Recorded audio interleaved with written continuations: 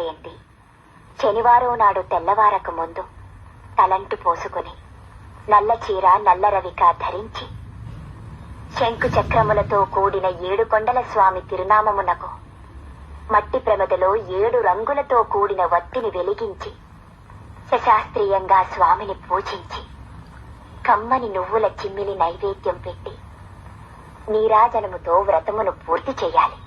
తిరిగి సాయంత్రం వరకు ఉపవాసం ఉండి స్నానము చేసి పసుపు చీర పసుపు రవిక ధరించి వ్రత విధానము సాగించి స్వామికి ఇష్టమైన చక్కెర లడ్డూలను నివేదనము చేసి నీరాజనమునిది ఒక అతిథిని ఆహ్వానించి భోజనాదులతో సత్కరించి అతిథి భుజించి విడిచిన ఒక మెతుకును అమృతమస్తువని ఆరగించాలి. అప్పటికి ఆనాటి శనివార వ్రతం పూర్తవుతుంది.